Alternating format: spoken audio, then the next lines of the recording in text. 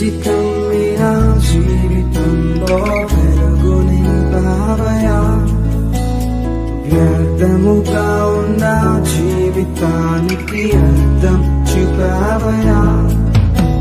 మార్చబడాలని వెలుగులో మనం ప్రవేశించులాగున ఎందు నిమిత్తమై దేవుడు మనల్ని ఏర్పరచుకున్నాడు, ఆలోచనలు కలిగి ముందుకు మనం కొనసాగాలని కొద్ది మాటలు దేవుని యొక్క వాక్యంలో నుంచి ధ్యానించుకొని ఈ దినమందు మనము కోరికను ముగించుకుందాం. చాలా జాగ్రత్తగా బైబిల్ గ్రంథంలో ఉన్న మాటలు వినిచున్నప్పుడు మీరందరూ కూడా శ్రద్ధ కలిగి వినాలని బ్రతిమలాడుచున్నాను. బైబిల్ గ్రంథంలో నుంచి లూకా సువార్త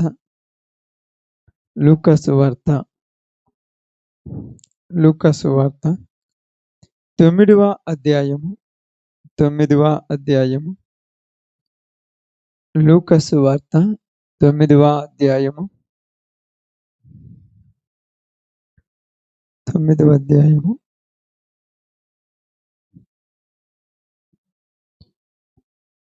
55, 56 వచనాలు జాగ్రత్తగా చదువుదాం.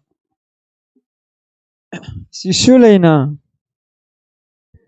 యాకోబును యోహానును అది చూచి, ప్రభువా, ఏలియా చేసినట్టు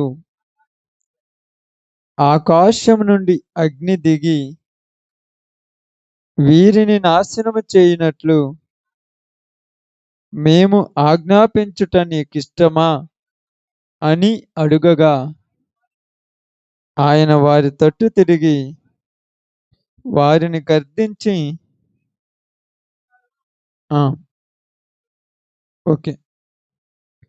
యొక్క మాట చాలా జాగ్రత్తగా మనందరము శ్రద్ధగా వినటానికి ప్రయాసపడదాం. కుడి వచ్చిన అందరికి ప్రభునామంలో శుభాలు, వందనాలు తెలియజేయుచున్నాను. ఇక్కడ జరిగినటువంటి సంఘటన మనం జాగ్రత్తగా విందాం. యేసుక్రీస్తు వారు సువార్త జరిగిస్తున్నటువంటి దినాలలో ఉన్నప్పుడు ఆయన అనేక ప్రాంతాలకు వెళ్ళి సువార్త చెబుతూ వస్తూ ఉన్నాడు. అయితే ఇక్కడ మనం చూసినప్పుడు ఆయన వేరే ప్రాంతంలోనికి, యెరూషలేము ప్రాంతంలోనికి సువార్త కొరకు వెళ్ళట కొరకు సిద్ధపడి ఉండగా, అక్కడ నుంచి మనం చూసినప్పుడు ఆ రాయబడినటువంటి మాట మనం చూసినప్పుడు 52 ఆయన యెరూషలేమునకు వెళ్ళుటకు మనస్సు సిద్ధపరచుకొని తనకంటే ముందుగా దూతలను పంపెను.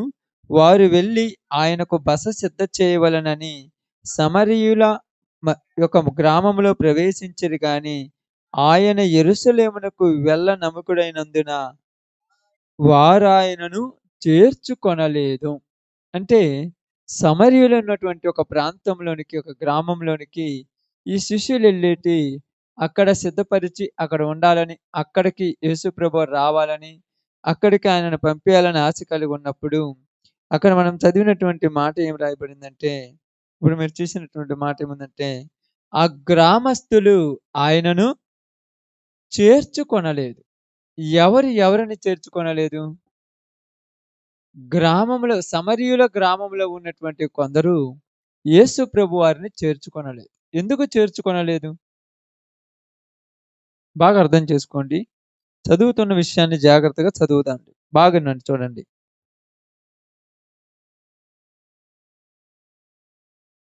ఆయన యెరూషలేమునకు వెళ్ళ నభిముఖుడైనందున వారు ఆయనను చేర్చుకొనలేదు.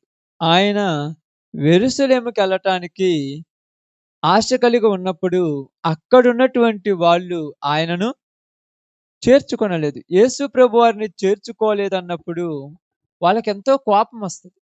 మామూలుగా సువార్త కొరకు యేసు ప్రభు వారు వెళుతున్నాడు. యేసు ప్రభు వారి యొక్క చరిత్ర మనం చదివినప్పుడు ఆయన నశించిన దానిని వెతికి రక్షించడానికి వచ్చారని మనందరికీ తెలుసు. చాలాసార్లు మనం చెప్పుకున్నాం. అయితే ఇక్కడ జరిగిన సంఘటనలు ఏంటంటే, వ్యాధులలో ఉన్నవారిని కానీ, బాధలలో ఉన్నవారిని కానీ, సమస్యలలో ఉన్నవారిని కానీ ఆయన బాగు చేసి వారి యొక్క బాధలను తీర్చాడు. ఎందుకంటే ఒక విధవరాలికి ఏకైకంగా ఒక కుమారుడున్నాడు. ఆ కుమారుడు చనిపోయి వాళ్ళందరూ కూడక ఆ కుమారుణ్ణి ఆ యొక్క పాడె మీద పెట్టుకొని వెళ్ళిపోతూ ఉన్నారు. అంటే శ్మశానానికి తీసుకెళుతూ ఉన్నారు. ఇప్పుడు ఈ యొక్క విధవరాలు ఎంతో రోదన చెందుతున్నది. ఎంతో బాధ చెందుతున్నది. ఇదిగో నేను బతికేది ఈ కుమారుడి కోసమే. ఈ కుమారుడే చనిపోయాడు గదా! ఇంగ నేనెందుకు బతకాలి? ఈ కుమారుడు లేకపోతే నేనున్న ఒకటే, లేకపోయినా ఒకటని ఏడ్చి ఆమె ఏడుస్తూ ఉన్నప్పుడు ఇక్కడ జరిగిన సంఘటన మనం అర్థం చేసుకుందాం. ఆమె ఏడుస్తూ ఉన్నప్పుడు యేసు ప్రభువారు ఆ తల్లి బాధను చూసి, ఆ యొక్క పాడెను మోసుకొని పోతున్న వాళ్ళను పాడెను ఆపమని చెప్పి, ఆ పాడెను ముట్టగా ఆ కుమారుడు బ్రతికెను. ఆ కుమారుణ్ణి మరలా తన తల్లికి అప్పగించాడు. అదే విధముగా ఒక శతాధిపతికి ఒక కుమార్తె ఉన్నది. ఆమె చనిపోయినప్పుడు ఆమె చావ సిద్ధమై ఉండినప్పుడు శతాధిపతి యేసుప్రభు వారి దగ్గర పోయాడు. ఆయన తీసుకొచ్చేలోపు ఆమె చనిపోయింది. ఇప్పుడు వెంటనే చనిపోయినటువంటి ఆ చిన్నదాన్ని మరలా బ్రతికించి ఆ శతాధిపతికి అప్పగించాడు. అదే విధముగా 12 సంవత్సరాల నుంచి రక్తస్రావ రోగముతో ఇబ్బంది పడుతున్నటువంటి ఒక స్త్రీ ఎన్నో ఇబ్బందులు పడి, ఎన్నో బాధలు పడి తనకున్నదంతా కూడా పోగొట్టుకొని యేసు ప్రభువారిని ఆశ్రయించిన తర్వాత యేసు ప్రభువారు ఆమె రక్తధారలు కట్టేటట్టుగా చేసి ఆమెను బాగు చేశాడు. అదే విధముగా పుట్టుకతోనే ఒక కుంటివాడుగా ఉన్నటువంటి ఒక వ్యక్తిని నడవటానికి శక్తినిచ్చి వాణ్ణి బాగు చేశాడు. అదే విధముగా 38 సంవత్సరాల నుంచి పక్షవాతంతో ఉన్నవాణ్ణి బాగు చేసి వాణ్ణి లేసి నడవమని చెప్పాడు. ఇయన్నీ మీకెందుకు చెప్తున్నానంటే ఎంతమందిని రోగాలతో ఉన్న వాళ్ళను, వ్యాధులతో ఉన్న వాళ్ళను, చనిపోయిన వాళ్ళను, రక్తధారలతో ఉన్న వాళ్ళను, నడుము వంగిపోయినటువంటి వాళ్ళను, బలహీనపరచు ఆత్మల పట్టిన వారిని, దెయ్యముల పట్టిన వారిని ఎంతమందిని యేసు ప్రభువారు బాగు చేసిన తర్వాత ఇక్కడ యేసు ప్రభు శిష్యులు ఏమంటున్నారంటే, అయ్యా ఈ ప్రజలు ఎలాంటోళ్ళంట?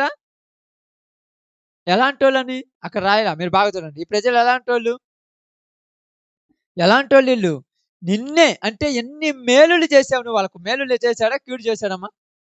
అమ్మా బాగా వినాలి వాక్యం. యేసు ప్రభువారు ప్రజలకు మేలు చేశాడా? కీడు చేశాడా? నిజంగా చెప్తాను మేలు చేసేవాడు కదా!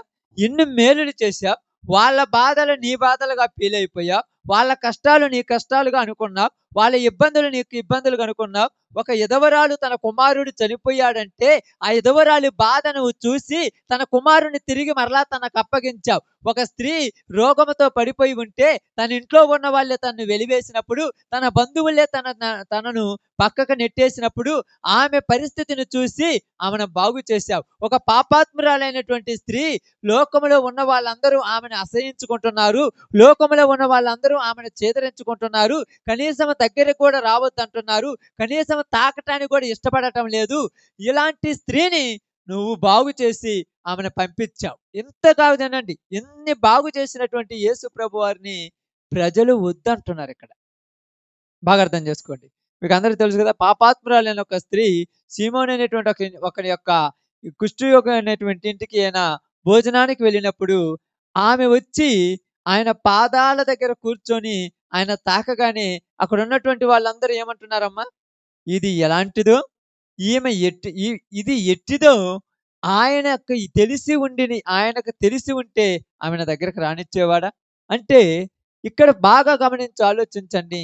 మనుషులు ప్రేమించటంలా. మనుషులు ఎవరిని ప్రేమించటంలా?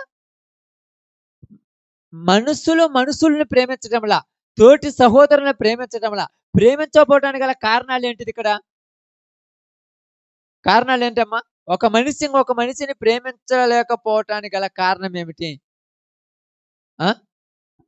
ఎదుటి వారిలో లోపాలు చూసి వీళ్ళు ప్రేమించటంలా, ఎదుటి వాళ్ళలో రోగమును చూసి వీళ్ళు ప్రేమించటంలా, ఎదుటి వాళ్ళలో పాపాన్ని చూసి వీళ్ళు ప్రేమించటంలా, ఎదుటి వాళ్ళలో ఇబ్బందులను చూసి వీళ్ళు ప్రేమించటంలా, ఎదుటి వాళ్ళలో ఉన్నటువంటి ఒక అంటే వాడికి ఉండకూడని ఒక పరిస్థితిని చూసి వీళ్ళు ప్రేమించటంలా. ఎందుకంటే మీకు అందరికి అర్థం కావటానికి యోహాను సువార్తలో రాయబడినటువంటి ఒక సందర్భాన్ని మీరు చూసుకుంటే, వ్యభిచారంతో పట్టుబడినటువంటి ఒక స్త్రీని యేసు ప్రభు వారి దగ్గరికి తీసుకొచ్చి వాళ్ళందరూ ఏమంటున్నారంటే, అయ్యా ఈమె వ్యభిచారము చేయుచుండగా మేము చూసి పట్టుకొని వచ్చితిమి. ఇదిగో మోసే ధర్మశాస్త్ర ప్రకారము ఈమెను రాళ్లతో కొట్టి చంపాలి. బాగానండి. ఈమెను రాళ్లతో కొట్టి చంపాలి. ఇప్పుడు మోసే ధర్మశాస్త్రం ప్రకారం అయితే రాళ్లతో కొట్టి చంపాలి. నువ్వు ఏమి చేయమంటావు చెప్పమని అడిగారు. ఎందుకు చెప్తున్నానంటే ఎన్ని విషయాలు ఇక్కడ యేసు ప్రభు వారు శిష్యులను ఏర్పరచుకున్నారు. శిష్యులు తెలుసు ఎంతమంది యేసు ప్రభు శిష్యులు? 12 మంది. శిష్యులను ఏర్పరచుకుంది దేనికోసం? ఇప్పుడు చెప్పాలి మీరు. శిష్యులను ఏర్పరచుకుంది దేనికోసం? దేనికోసమ్మా?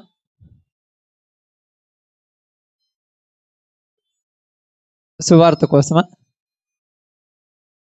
ఓకే. మీకు తెలిసిందే చెప్పండి. తెలియనిదేం అవసరం లేదు. దేనికోసం శిష్యుల్ని పిలుచుకుంది? ఆ? సర్వలోకానికి సువార్త ప్రకటించడానికి, ఆయనను వెంబడించడానికి, వాక్యం చెప్పడానికి, అందరిని బాగు చేయడానికి. ఇదే కదా? ఓకే, బాగానండి. ఇదేనా కాదా? యేసు ప్రభు వారు చేపల పడుతున్నటువంటి జాలరులను పిలిచి ఏమన్నారంటే, ఇదిగో పేతురు, చేపల పడుతున్న నిన్ను ఏం చేస్తానన్నాడు? మనుషులను పట్టి జాలర్లుగా చేస్తానన్నాడు. అంటే మనుషులను పట్టుకునేటట్టు వాళ్ళగా చేస్తాను. అంటే మనుషులను పట్టుకునే వాళ్ళంటే, మనుషులను పట్టే జాలర్లంటే, అంటే యేసు ప్రభు వారి శిష్యులను పిలుచుకుంది దేనికంటే, పాపం అనే ఊబిలో చిక్కుకొని పాతాళానికి చేరువై నిత్య నాశనానికి సమీపమై ఆరని అగ్ని కోసం సిద్ధమైనటువంటి ఈ మనుషులందరినీ వాళ్ళ పాపముల నుంచి బయటికి తీసుకొని వచ్చి నిత్య రాజ్యానికి వారసులుగా చెయ్యాలని వాళ్ళని పిలుచుకున్నాడు. అంతేనా కాదా? అదే కదా ఆలోచన. అందే మనుషులు పట్టు జాలర్లంటే అదే. అంటే మీరు వాళ్ళను పాతాళంలోనికి పోకుండా బయటికి తీసుకురావటానికి మిమ్మల్ని ఏర్పరచుకున్నాను నేను. అయితే ఇప్పుడు యేసు ప్రభు వారు వీళ్ళని పిలుచుకున్న పద్ధతి వీళ్ళందరికీ తెలుసు. యేసు ప్రభు వారు వీళ్ళని ఎందుకు ఏర్పరచుకున్నారో వీళ్ళకి తెలుసు. యేసు ప్రభు వారు చేస్తున్న పని ఏందో వీళ్ళకి తెలుసు. యేసు ప్రభు వారు ఏ విధంగా నడుచుకుంటున్నారో వీళ్ళందరికీ తెలుసు. బాగానండి. ఇన్ని తెలిసిన తర్వాత ఇప్పుడు యేసు ప్రభు వారు ఈ ప్రాంతంలోనికి వచ్చినప్పుడు, ఈ ప్రాంతంలో యేసు ప్రభు వారికి జరిగినటువంటి ఒక సంఘటన ఏం జరిగింది? యేసు ప్రభు వారికి ఇక్కడ ఏం జరిగిందమ్మా చెప్పండి? ఏం జరిగింది? ఇప్పుడు చదివిన మాట ఏం జరిగింది యేసు ప్రభు వారికి? అంటే ఏంది? అవమానం జరిగింది. అంతే కదా? అవమానం జరగగానే యేసు ప్రభు కోపం వస్తుందా రాదా? అమ్మా వాక్యం బాగానండి. యేసు ప్రభు వారికి కోపం వస్తుందా రాదా? యేసు ప్రభు వారికి కోపం వస్తుంది. యేసు ప్రభు శిష్యులైనటువంటి వాళ్ళకు కూడా కోపం వస్తుందా రాదా? ఇప్పుడు యేసు ప్రభు శిష్యులకు కోపం వచ్చింది. బాగా ఆలోచించండి. యేసు ప్రభు శిష్యులకు కోపం వచ్చింది. దేనికి కోపం వచ్చింది? దేనికి కోపం వచ్చింది? ఆయనను వెళ్ళి పొమ్మన్నారని. ఎవరిని వెళ్ళి పొమ్మన్నారని? యేసు ప్రభుని వెళ్ళి పొమ్మన్నారని వీళ్ళ కోపం వచ్చింది. మరి వీళ్ళనేమన్నా వెళ్ళి పొమ్మన్నారా? బాగా అర్థమైంది కదా? వీళ్ళని వెళ్ళిపోమ్మన్లా, ఆయననే వెళ్ళిపోమ్మన్నారు. ఎందుకంటే వీళ్ళు ఆయన కంటే ముందుగా ఆ గ్రామమునికి వెళ్ళి ఆయన కొరకు బస సిద్ధము చేసిరి. కానీ యేసు ప్రభు వారు రావటానికి వాళ్ళు ఒప్పుకోల. యేసు ప్రభు, నువ్వు అవసరం లేదు మా ప్రాంతాలకి, నువ్వు వద్దు మా దగ్గరికి, నువ్వు వస్తే మాకు బాగుండదు, నువ్వు అవసరం లేదన్నట్టుగా యేసు ప్రభు వారిని తిరస్కరించారు. యేసు ప్రభు వారిని ఏం చేశారంట? తిరస్కరించారు. ఎందుకు తిరస్కరించారు యేసు ప్రభు వారిని? తిరస్కరించడానికి గల కారణం ఏంటనేది మనం బాగా అర్థం చేసుకుంటే, బైబిల్ గ్రంథంలో నుంచి మనం చాలా విషయాలు చూస్తే, బైబిల్ వాక్యం మనం జాగ్రత్తగా గమనించి ఆలోచించండి. బైబిల్ గ్రంథంలో నుంచి అపోస్తుల కార్యములు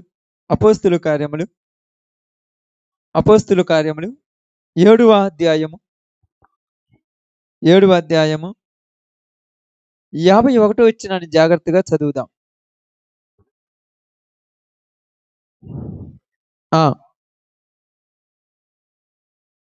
7:51 అపోస్తుల ముస్కరులారా, హృదయములను చెవులను దేవుని వాక్యమునకు లోపరచి నొల్లని వారలారా, మీ పితరుల వలె మీరును ఎల్లప్పుడూ పరిశుద్ధాత్మను ఎదిరించుచున్నారు.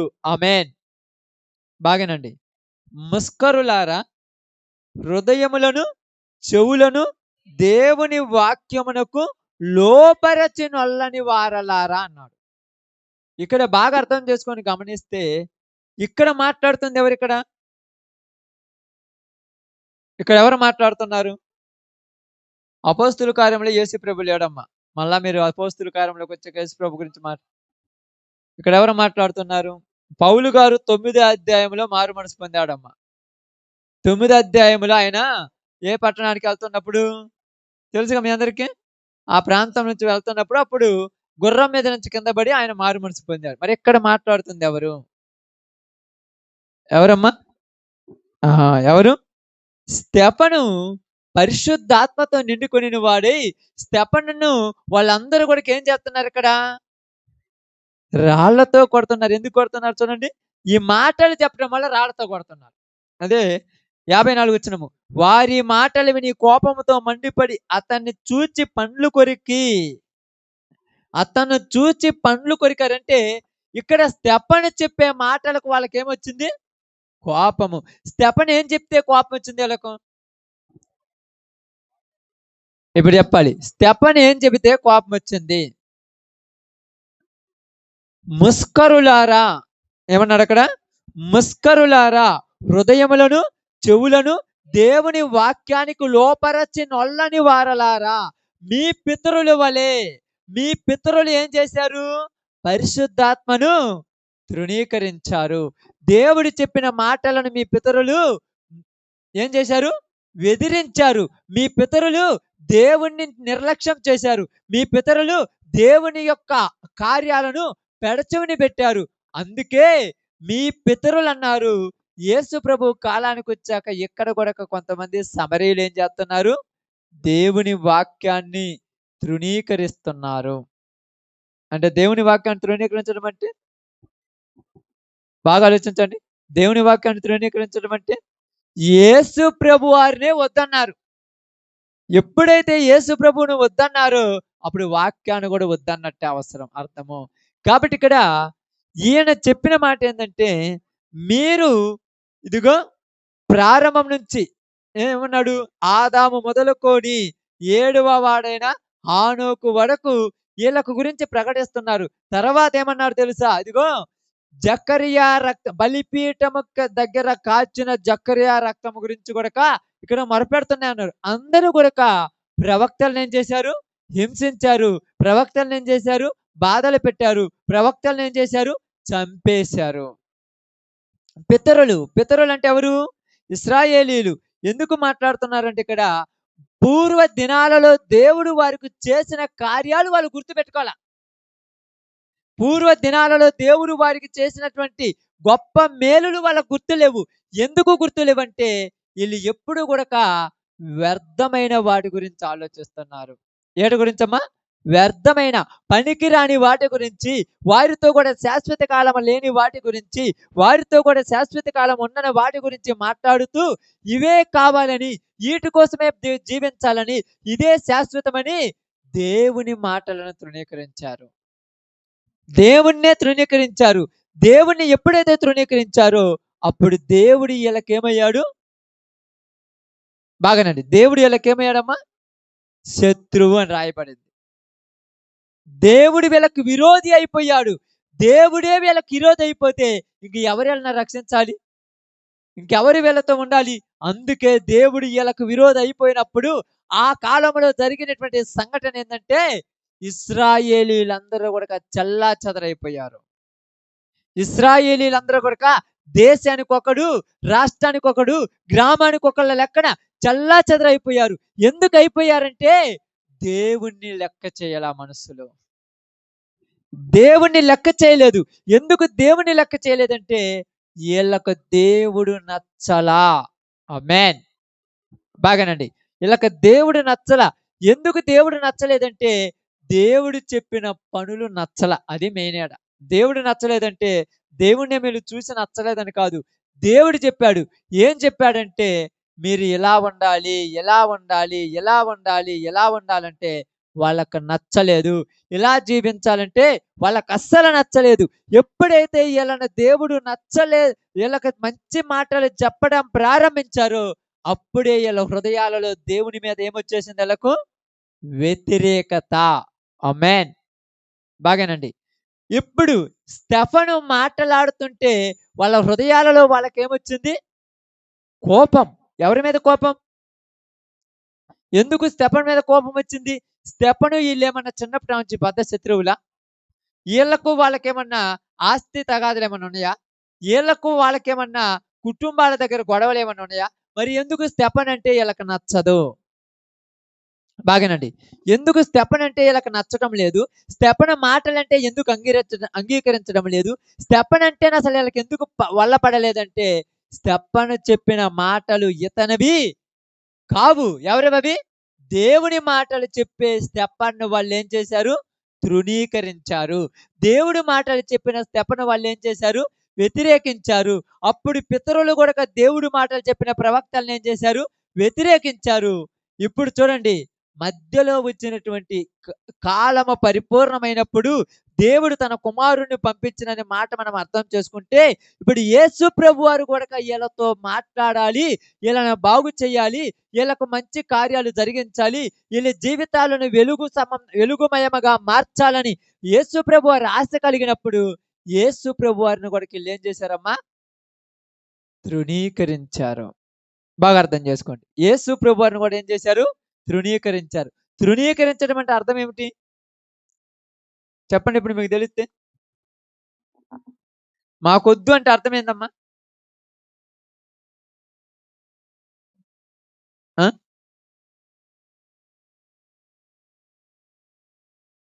ఇప్పుడు నేను చదివిచ్చాను. ఇప్పుడు చదివిచ్చిన మాటే మీకు బాగా అర్థం కావాలి, గుర్తుండాలి. స్టెఫన్ ఏం మాట్లాడారు? ముష్కరులారన్నాడు. ముష్కరులంటే మూర్ఖులారా అన్నాడు. ఏమంటున్నాడు? ముష్కరులారా, హృదయములను, చెవులను దేవుని వాక్యమునకు నొల్లని వారలారా. అంటే ఈళ్ళు యేసు ప్రభు దగ్గరకొచ్చి కూర్చుంటారు గానీ, యేసు ప్రభు దగ్గర ఉంటారు గానీ, యేసు ప్రభు చెప్పే మాటలు వింటున్నట్టుంటారు గానీ, ఈళ్ళ హృదయాలలోనికి ఎళ్ళటం లేదు. ఆమేన్. అర్థమవుతుందమ్మా? ఇప్పుడు మాటలు కూర్చొని ఇన్నంత మాత్రాన ఈళ్ళు ఇన్నినట్టా? ఇప్పుడు యేసు ప్రభు చుట్టూ రాలేదమ్మా జనాలు. యేసు ప్రభు చుట్టూ జనాలు కుప్పలు కుప్పలు వచ్చారు. దేనికొచ్చారు? దేనికొచ్చారు చెప్పండి? రొట్టెలు తినటానికి, అద్భుతాలు చూడటానికి, మాటలు వినటానికి. కానీ యేసు ప్రభువారు ఏమంటున్నారు ఇక్కడ? యేసు ప్రభువారు ఏం మాట్లాడుతున్నారు? స్టెఫన్ ఏం మాట్లాడుతున్నారు? మీ పితరుల వలె మీరును ఎల్లప్పుడూ పరిశుద్ధాత్మను, అంటే పితరులు ఎలా ఎదిరించారు? ఇప్పుడు మీకు అందరికి బాగా అర్థం కావటానికి చెప్తానండి, ఏమనుకోవద్దు, అర్థం కావటానికి. యేసు ప్రభువారు శిష్యులుగా పిలుచుకున్నటువంటి వాళ్ళు యాకోబు ఉన్నాడు, యోహాను ఉన్నాడు, పేతురు ఉన్నాడు, ఇంకా పోతే యూదా ఉన్నాడు, తోమా ఉన్నారు, వీళ్ళందరూ ఉన్నారు కదా. వీళ్ళలో జబదాయి కుమారులు అంటే యాకోబు కుమారులైనటువంటి జబదాయి కుమారులైనటువంటి యాకోబు, యోహాను, వీళ్ళిద్దరు కూడా యేసు ప్రభు ఎక్కడికి పోతే అక్కడికి వెళ్ళారా వెళ్ళలేదా? బాగానండి. వెళ్ళారా వెళ్ళలేరా? వెళ్ళినటువంటి వీళ్ళు యేసు ప్రభు వాక్యం చెప్తుంటే వీళ్ళు కూడా విన్నారా వినలేదా? అందరు ఓకేనా? విన్నారా వినలేదా? మీరు అందరు గుర్తుపెట్టుకోండి, ఈ మాటలు ఇప్పుడు ముఖ్యం మీకు. విన్నారా వినలేదా? వినినటువంటి వీళ్ళు యేసు ప్రభు చెప్పిన మాటలు అన్ని విన్నారా? కొన్ని వినకుండా కొన్ని విన్నారా? అక్క, మా జాగ్రత్త విను. అన్ని విన్నారా? కొన్ని వినకుండా కొన్ని విన్నారా? ఓకే. వింటే వినకపోతే మీకు అందరూ పక్కన పెట్టండి. కొండ మీద ప్రసంగాన్ని విన్నారా వినలేదా? కొండ మీద ప్రసంగం తెలుసుగా? కొండ మీద ప్రసంగం అంటే తెలుసుగా? కొండ మీద ఉన్న ప్రసంగం ఏ ప్రసంగం అది? బాగానాలి. కొండ మీద చెప్పిన ప్రసంగం ఏంది యేసు ప్రభువారు? మీ అందరికి అది తెలియకపోయింది అనుకోండి, మీరు మంచి క్రైస్తవులు నా దృష్టిలో.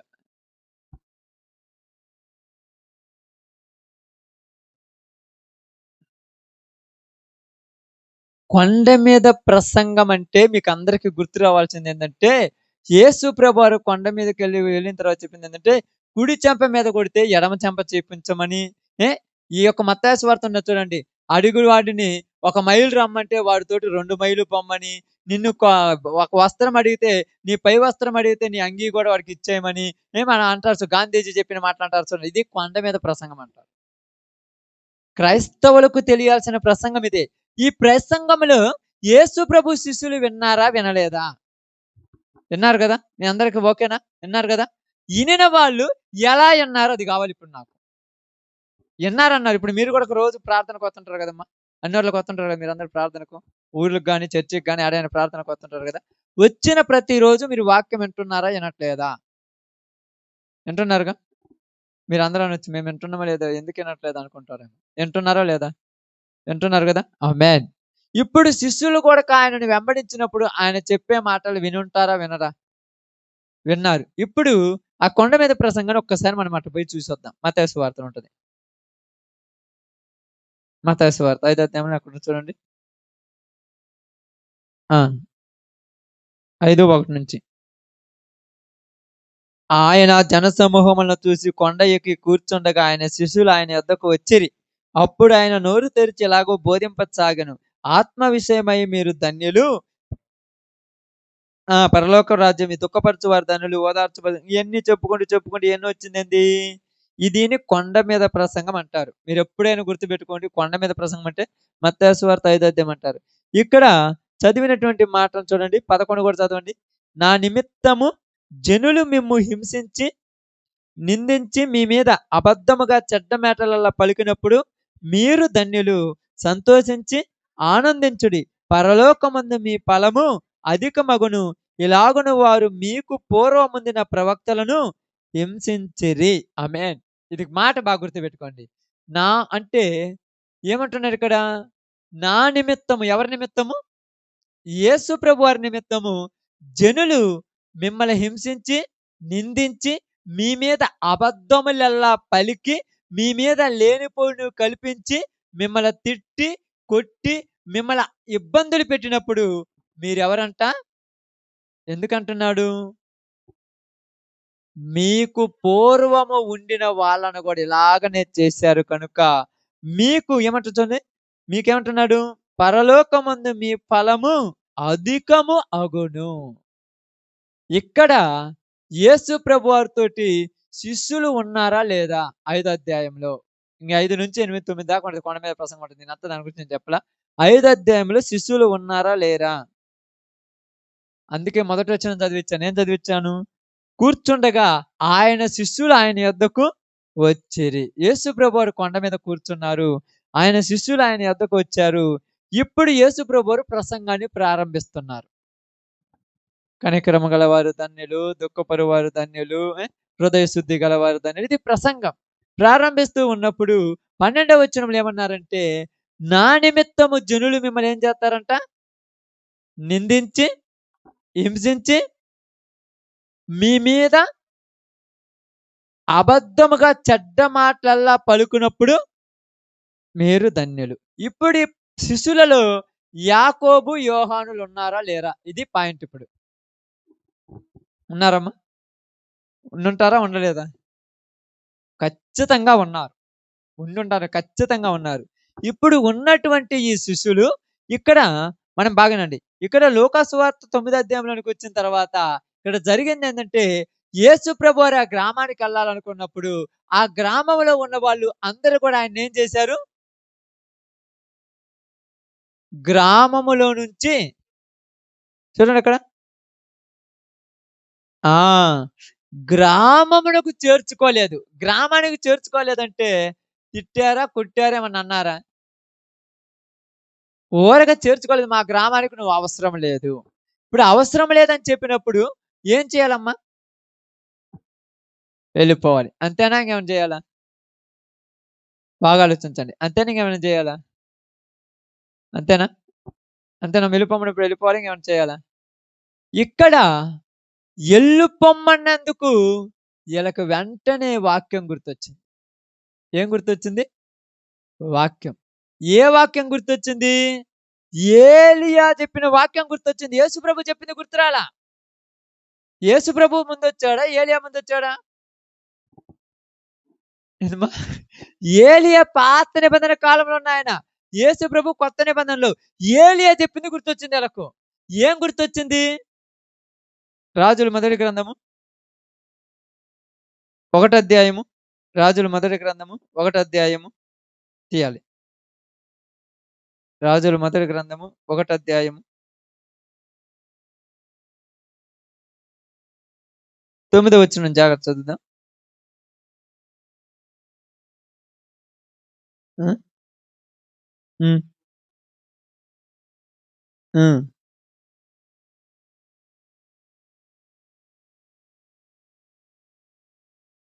సారీ, రెండో రాజుల గ్రంథం.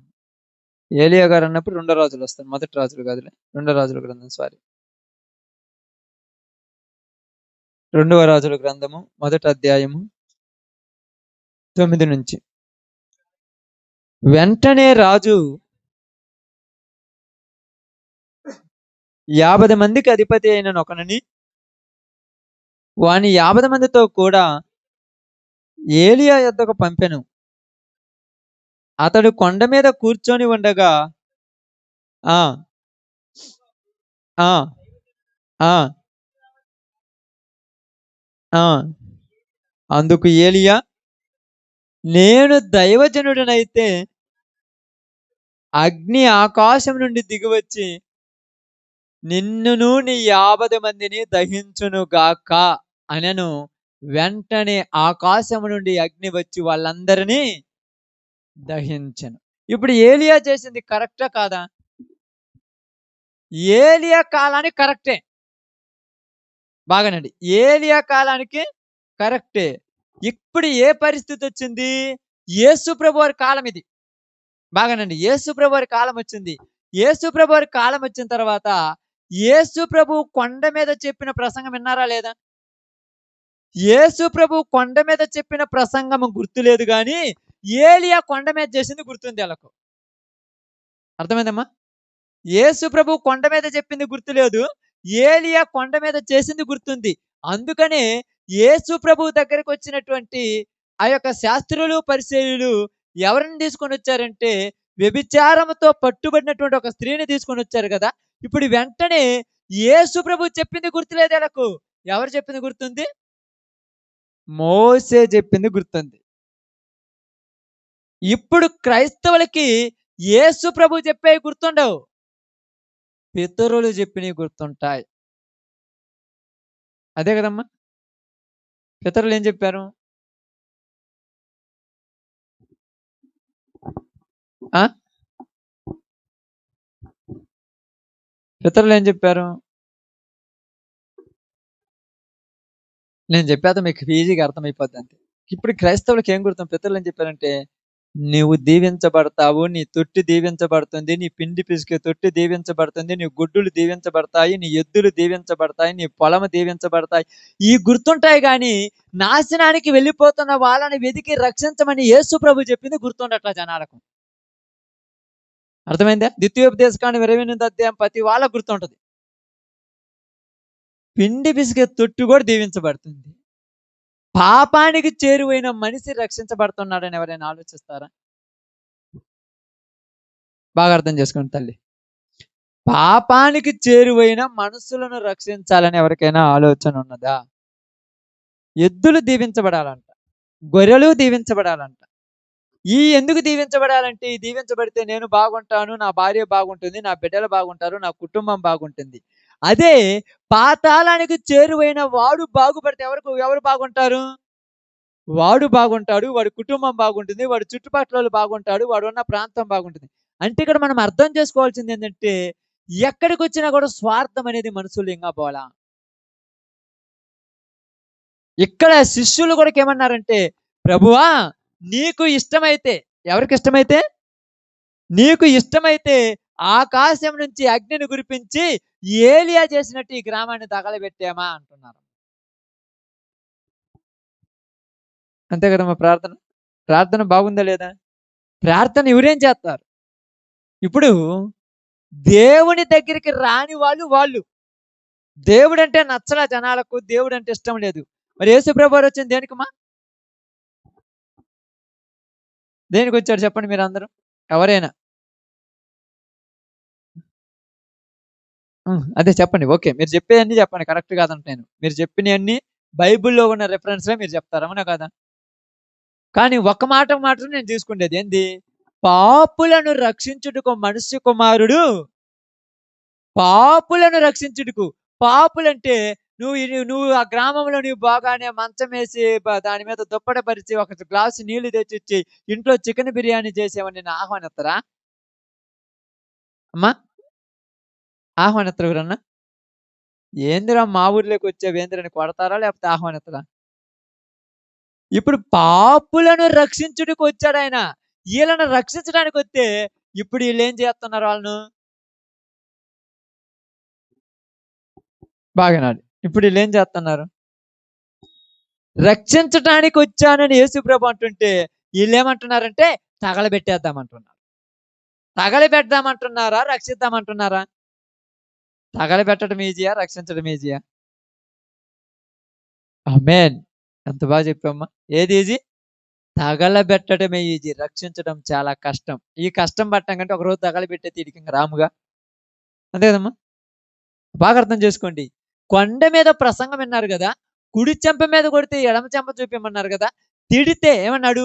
నా నిమిత్తం జనులు మిమ్మల్ని తిట్టి, హింసించి, నిందించినప్పుడు మీరు ధన్యులన్నారు. ప్రభువా! వాళ్ళకి తెలియక తిట్టారయ్యా! వారిని క్షమించు అని అన్నారా? ఎందుకనలేదు? వా కొండ మీద కూర్చున్నారు గానీ, మనలాగా ఒకళ్ళు ఈ పక్క నిద్రపోతున్నారు. ఒకళ్ళు ఆ పక్క నిద్రపోతున్నారు. ఒకళ్ళు ఆ పక్క రాళ్ళతో ఆడుకుంటున్నారు. కొండ మీద రాళ్ళు గదా ఉండేవి. ఈ పక్క ఆ గొర్రెలు, ఎద్దులు పోతుంటే వాటిని చూసి నవ్వుతున్నారు. ఒకళ్ళు ఈ పక్క కింద పొలాల్లో పనులు చేసుకుంటుంటే వాళ్ళని చూస్తున్నారు. ఒకళ్ళు ఈ పక్క ఆకాశం మీద వానొత్తదా లేదని చూస్తున్నారు. ఇన్ని చేస్తున్నారు. నువ్వు చెప్పింది ఎవరు వింటరమ్మా? చెప్పింది ఎవరైనా వింటరా? 12 మంది ఉంటే 12 మందిలో ఒకడు రేయ్! మనము రక్షించటానికిరా మనమొచ్చింది. వాళ్ళని తగలబెడితే ఎలా అని ఒక్కళ్ళని అన్నారా? అంటే 12 మంది 12 రకాల పనులు చేస్తున్నారు కొండ మీద. కొండ మీద వాక్యం విన్నది ఎవరు మరి? ఎవరు విన్నారమ్మా మరి? బాగా అర్థం చేసుకోండి. జన సమూహాలు వచ్చాయి కొండంతా. కొండ దగ్గరికి జన సమూహాలు కుప్పలు కుప్పలొచ్చారు. వాళ్ళందరూ కూడా ఒక వాక్యం వినటానికి ప్రయాసపడుతున్నారు. ఈళ్ళు మాత్రము ఇన్నట్టుగా కూర్చుంటున్నారు. ఇన్నట్టుగా కూర్చుంటున్నారు. ఇన్నారో లేరో మనకైతే తెలియదు. ఇప్పుడు మనం అర్థం చేసుకుందాం. ఒకవేళ అక్కడ కొండ మీద వాక్యం విని ఉంటే, ఇక్కడ సందర్భం వచ్చినప్పుడు ప్రార్థన చెయ్యాలి. ఒకవేళ అక్కడ కొండ మీద వాక్యం విని ఉంటే, ఇక్కడ పరిస్థితులొచ్చినప్పుడు ఓపికతో ఉండాలి. ఈరోజు ఉంటున్నారా? బాగా అర్థం చేసుకోండి. ఈరోజు ఉంటున్నామా? అందరం ఉంటున్నాం అనుకుంటున్నాం గానీ, సందర్భం వచ్చినప్పుడు ఓర్చుకునే వాళ్ళం ఎవరమున్నాం? నశించిన దానిని వెదికి రక్షించుటకు నేను వచ్చాను. మీరు గూడక నశించిపోతున్న వారిని వెదికి రక్షించండి అన్నాడు. ఇందాక మనం చెప్పుకున్నారుగా మీరు. సర్వలోకమునకు వెళ్ళి సర్వ సృష్టికి సువార్త ప్రకటించండి. సర్వలోకానికెళ్ళి సృష్టికి సువార్త. సృష్టికి సువార్త అవసరమా? మరి ఎవరికి చెప్పాలి? మనుషులకు సువార్త చెప్పాలి. మనుషులకు సువార్త చెప్పాలంటే ఇననోళ్ళందరిని తగలబెట్టుకుంటూ పోతే ఇంకెవరికి చెబుతావు నువ్వు? ఎవరికి చెప్తావు? అందుకేమన్నాడు చూడండి యేసు ప్రభువారు. బాగా చదవండి ఆ మాట.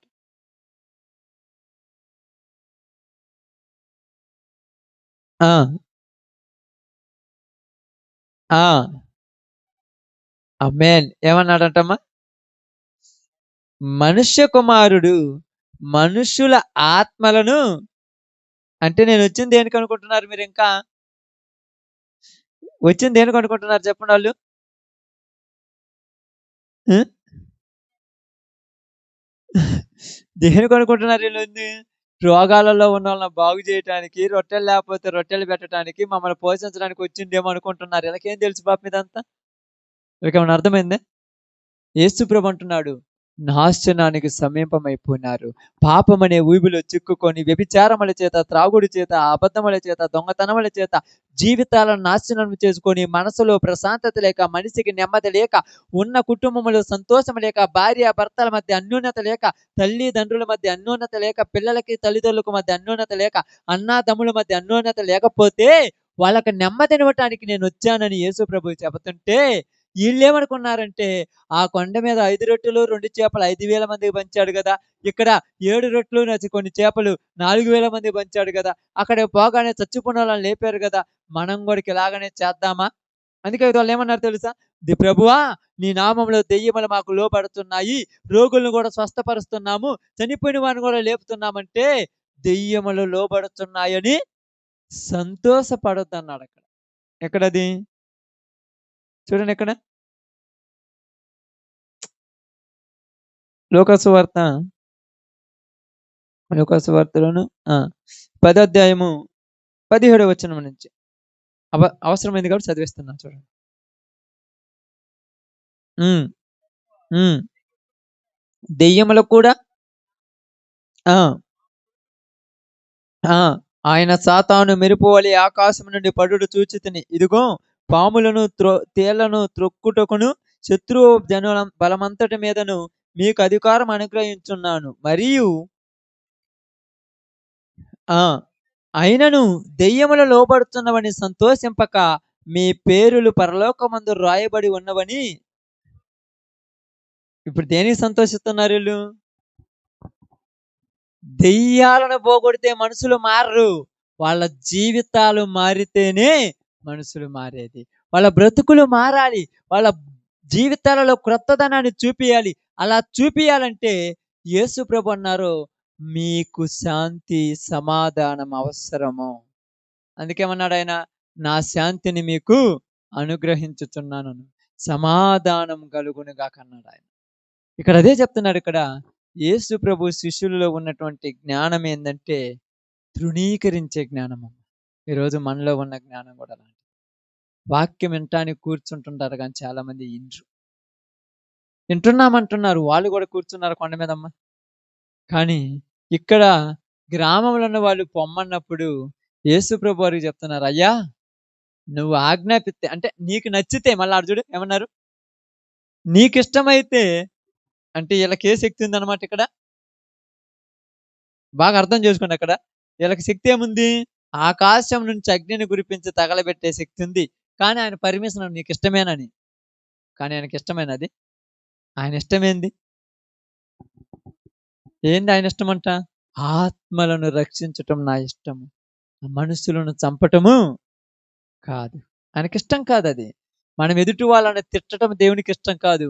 వాళ్ళు తిట్టినప్పుడు ఓర్చుకొని వాళ్ళ కోసం ప్రార్థన చేయటం దేవునికి ఇష్టము. మనల్ని గద్దించినప్పుడు, మనల్ని చిత్రహింసలు పెడుతున్నప్పుడు వాళ్ళ మీదకి ఎదురు తిరగటం దేవుడి ఇష్టం కాదు. వాళ్ళ నిమిత్తమై ప్రార్థన చేయటము దేవునికి ఇష్టం. అందుకని అన్నారు, ఏమన్నారు తెలుసా? ఇదిగో, అక్కడ రాయబడిన మాట, యేసు ప్రభు వారిని గద్దించి అనే మాట కింద ఏమి రాయబడింది తెలుసా? గద్దించడం ఏంటి? నేను వచ్చింది దేనికోసం అనుకుంటున్నారు మీరు? నేను ఎందుకోసం వచ్చాను అనుకుంటున్నారు? మీకేం తెలుసా తెలియదా? నేను ఆత్మలను రక్షించడానికి వచ్చాను. మీకు తెలియదా? మీకు తెలియదా? అంటే ఇప్పటి వరకు కూడా కొలకు తెలియదు.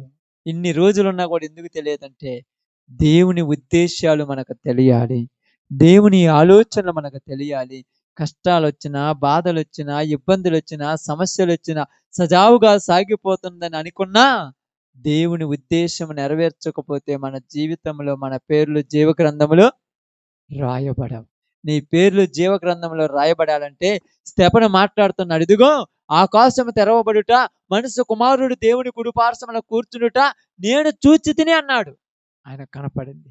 ఈరోజు నువ్వు దేవునిలో ఉన్నప్పుడు ఈ లోకములో ఉన్న వీళ్ళందరి కోసం నువ్వు ప్రార్థన చేసే బాధ్యత నీ పైన పెట్టాడు. వీళ్ళందరికీ సువార్త చెప్పే బాధ్యత నీ పైన పెట్టాడు. వీళ్ళందరూ మారు మనసు పొందాలి. వీళ్ళందరూ రక్షణ మార్గంలోనికి రావాలి. నిత్య జీవానికి నిర్ణయింపబడిన వారందరూ దేవుని రక్షణలోనికి రావాలి. అందుకోసం నువ్వు నేను శారీరకంగాను, ఆధ్యాత్మికంగాను, ఆర్థికంగాను మనకు శాతనైన విధంగా దేవుని పనిలో ముందుకెళ్ళిపోవాలి. అందుకేమన్నారు తెలుసు? అపోస్తలుల కార్యం ప్రారంభంలో ఉన్నవివేవి కూడా వారివి అనుకొనలేదు, సమస్తమును దేవుని కోసమే అన్నారు వాళ్ళు. సమస్తం అంటే నిజంగా చెప్పండి, సమస్తం అంటే ఫ్రాంక్ చెప్తున్నాను. సమస్తం అంటే నేనే దేవునికి అర్పించుకుంటున్నాను అర్థం. ఇంకా నేనే ఉంటే నాకేమైనా కోరికలు ఉంటాయమ్మా? ఆస్తి మీద, ఐశ్వర్యం మీద, భార్య అని, భర్త అని, పిల్లలని ఇక నన్ను నేనే అర్పించుకున్నాను. పౌలు గారు అన్నారు, నన్ను నేనే నా ప్రభువు కొరకు ప్రాణార్పణంగా పోయబడుచున్నాను. ఇక నాకు ఈ లోకంలో దేని మీద ఆశ లేదు. ఆమేన్. అందుకని యేసు ప్రభు శిష్యులతో చెప్పినాడు, పరిశుద్ధాత్మను పంపించిన తర్వాత వాళ్ళ ప్రాణాలు అర్పించారు. వాళ్ళదంతా దేవుని పనిలో ముందుకు నడుచుకుంటూ వెళ్ళిపోయారు. కాబట్టి ఈరోజు ఈ ప్రాంతం గురించి, ఈ ప్రదేశం గురించి, మనం చేస్తున్నటువంటి పరిచర్యల గురించి దేవుడు మనకేం చెప్తున్నాడంటే, ఒకటే చెప్తున్నాడు, రక్షించటానికి ఆయన వచ్చింది, నశింపజేయటానికి కాదు. మనం అది మనస్సులో పెట్టుకొని సువార్త చేస్తూ ఉండాలి ఎక్కడికి వెళ్ళినా. అప్పుడప్పుడు మనకు కూడా ఇసుకొస్తుంటది కదమ్మా, కోపం వస్తుంటది కదా. వాళ్ళ కోపం రాల, కోపం వచ్చింది ఎందుకు, మాకు అవసరం లేదన్నప్పుడు. ఇప్పుడు కూడా మనం వెళుతున్న ప్రతి ప్రదేశాన్ని, ప్రాంతాలకు వెళ్ళినప్పుడు సువార్త మాకు అవసరం లేదన్నప్పుడు మనకు కోపం వస్తుంటది, మనకు బాధ వస్తుంటది. ఇంత ఖర్చు పెట్టుకొని, ఇంత కష్టపడి, ఎంత దూరం ప్రయాణం చేసేస్తే కనీసం ఒక్కళ్ళు కూడా వినటం లేదని మనకు కూడా మనసులో అనిపిస్తుంది. కానీ మనం ఏం చేయకూడదంట? ఆమేన్. అది చాలా కష్టం కదమ్మా. సంతోషంతో, ఆనందంతో పని చేయాలంట. ఎందుకంటే ఇది ఆయన పని. మన జీతం మనకెప్పుడు ఉంటూనే ఉంటుంది. మనం ఖర్చు పెట్టుకున్నామని ఈరోజు నిద్ర ఒక అరగంట మానుకున్నారనుకో, నీ నిద్ర ఆడిగిపోదు. అక్కడ నీకుంటది. ఏమన్నాడు? మీ పేర్లు పరలోకములో రాయబడినవని. ఆమేన్. ఇక్కడ దేని గురించి ఏం సంతోషం? ఈడ వందల కోట్ల మంది ముందు కూర్చొని వాక్యం చెప్పినా నా పేరు రాయబడకపోతే వేస్టే. ఎవరు లేకుండా వాక్యం చెప్పినా నా పేరు రాయబడితే అదే ధన్యత. కాబట్టి మనందరికీ దినమందు దేవుడు తెలియజేస్తున్న మాట ఏంటంటే, ఆశతో మనం దేవుని పనిని చెయ్యాలి. ఎందుకు ఆశతోనంటే మన పేర్లు, ఆమేన్, మన పేర్లు అక్కడున్నాయి. అందుకేమన్నాడు తెలుసా? 5:12 మత్తయి సువార్త మీరు చదవదులే. ఏమన్నాడు తెలుసా? పరలోకమందు మీ ఫలము. ఆ మనం చేస్తుంటాం, రోజు చేస్తున్నాం. మన ఫలం రోజు రోజు ఏమవుతుంది? అధికమైపోతుంది. రోజు రోజు ఫలం అధికమైపోతుంది. ఫలం ఎవరికి అధికం కాదంటే, ఈ ఫలం చూసుకున్నోడికి ఆ ఫలం ఉండదు. ఈ ఫలాలు చూసుకుంటారు కదా, ఈ పని అని, ఈ పాట అని, ఇదని. ఇది దేనికోసం అంటే ఎక్కడ ఫలం కోసం. ఇక్కడ ఫలం, అక్కడ ఫలం రెండవుతుందా? ఆ ఫలం రావాలంటే ఈ ఫలం ఏం చేశాడు పౌలు గారు? నష్టపరుచుకున్నాడని రాయబడింది బైబిల్. కాబట్టి ఈరోజు నీతో, నాతో, మనందరితో దేవుడు తెలియజేసిన చిన్న మాట ఏంటంటే, నేను పాపులను చంపటానికి రాలేదు, వాళ్ళను వెదికి రక్షించటానికి వచ్చాను. కాబట్టి మీరు ఎవరు కూడా వారిని ఏమీ అనొద్దు. మీరు వెళ్ళి నా గురించి చెప్పండి. వినిన వారు రక్షించబడతారు, వినని వారికి నేను చూసుకుంటానన్నాడు. ఆయన చేతికి అప్పగిస్తాను. కాబట్టి మన పని ఏంది? ఆయన ఇచ్చిన ఈ ఆయుస్సు ఉన్నంత వరకు మన అంటే మన సహోదరులు రక్షణలోనికి రావాలని, వారికి దేవుని సువార్త ప్రకటిస్తూ, వారి కొరకు ప్రార్థనలు చేస్తూ, ఈ పనిని దేవుడు ముందుకు సాగించాలని ఆయన మీద నమ్మకంతో చేయాలంతే. అప్పుడే దేవుడు దీన్ని కొనసాగిస్తాడు. అలాంటి భాగ్యం దేవుడు మనకు అనుగ్రహించాడు.